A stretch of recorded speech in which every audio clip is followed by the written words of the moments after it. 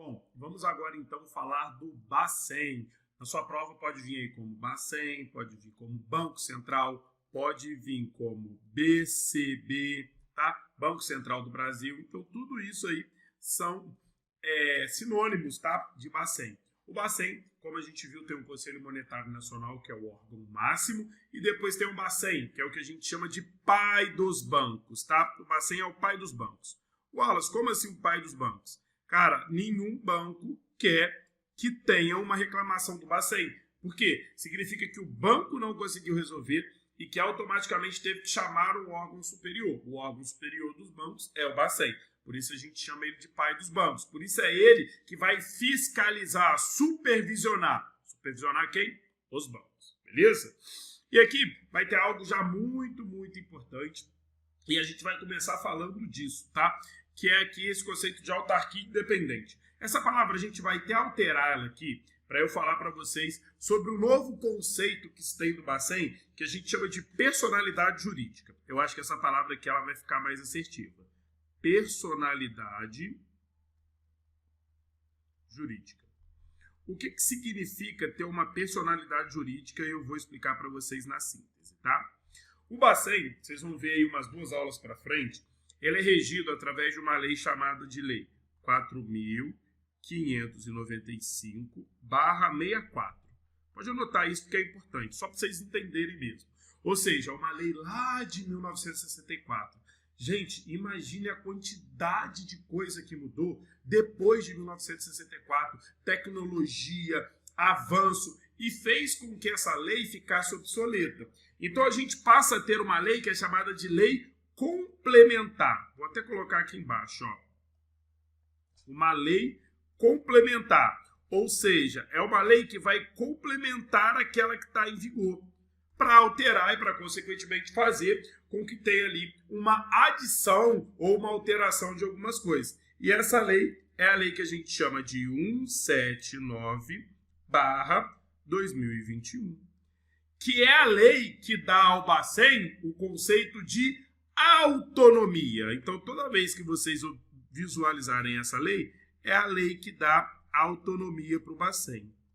Dentre o conceito de ter autonomia, ou seja, antes, o Bacen ele era totalmente ali executor do Conselho Monetário Nacional. Agora ele tem autonomia para certas atitudes. Essa lei veio para complementar a Lei 4.595, para, consequentemente, dar mais agilidade ao processo.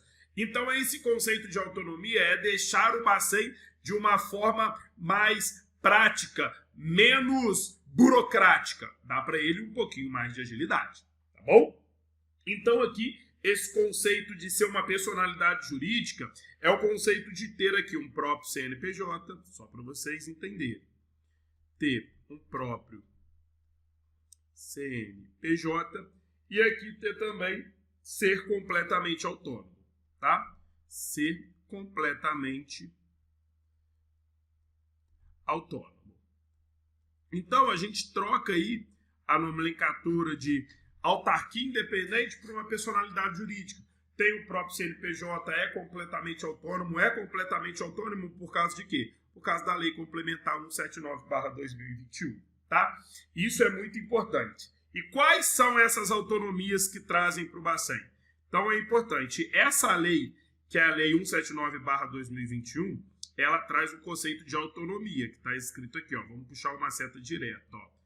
Um conceito de autonomia. Ah, Wallace, beleza, essa autonomia é uma autonomia o quê? Uma autonomia técnica, uma autonomia operacional e uma autonomia administrativa.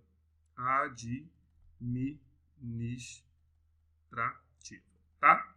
Então, só para a gente conseguir entender aí, na essência, essa nova lei, né, essa lei complementar, ela traz essa autonomia, uma autonomia técnica, ou seja, tem coisas que tecnicamente ele não podia fazer, que ele pode fazer, tem coisas operacionalmente que ele não podia fazer, agora ele pode fazer, tem coisas administrativamente que ele não podia fazer, agora pode. E a gente vai entender isso ao decorrer da nossa apresentação e, consequentemente, aí dentro das aulas que diz a respeito do Bacen.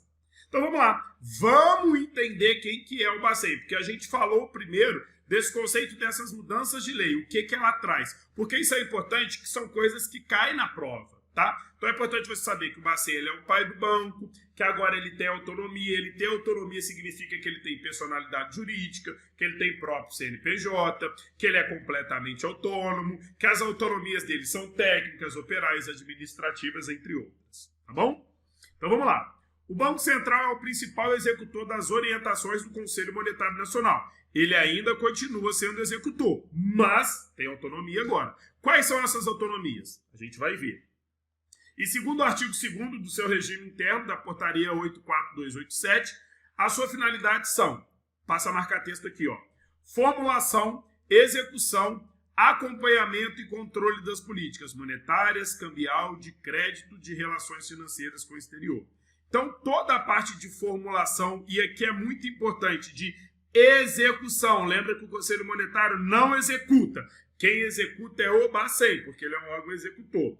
De política monetária, cambial e de crédito. A gente vai falar sobre isso tudo. Como a gente está na parte introdutória do curso ainda, eu não vou explicar para vocês política monetária, política cambial e de crédito. Mas basta você saber que se cair na sua prova quem executa e quem acompanha e quem controla a política monetária é o Conselho Monetário Nacional, é a CVM, é a Anbima? Não, é o Bacen, tá? Então isso é muito, muito importante. Outra coisa muito importante, vamos passar a marcar texto. Vou até trocar a canetinha aqui, ó.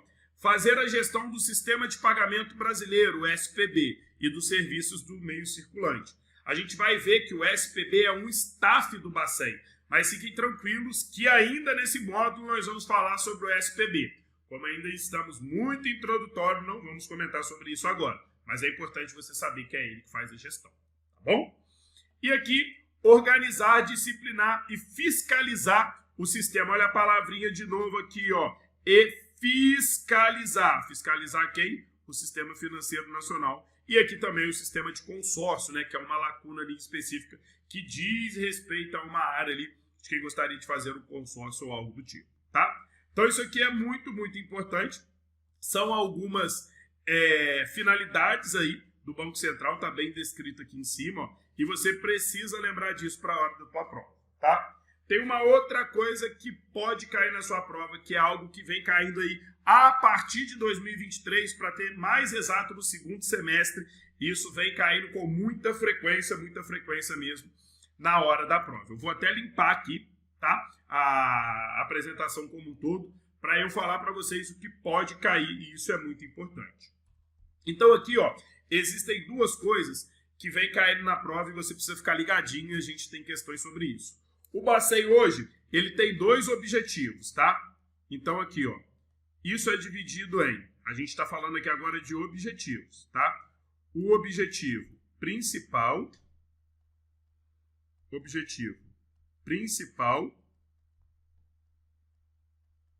e o objetivo secundário, tá? E a prova, ela gosta de te pedir isso a partir da autonomia do Banco Central. Lembra lá que ele teve uma autonomia técnica, uma autonomia operacional e uma autonomia administrativa? São essas coisas que mudam e a prova gosta de cobrar essa mudança. Então eu te pergunto qual que é o objetivo principal. A gente vai escrever aí. Prestem bastante atenção e escrevam. O objetivo principal é assegurar a estabilidade de preço. Isso que vai cair na sua prova. O objetivo principal. Assegurar a estabilidade de preço. Assegurar a estabilidade de preços. Tá?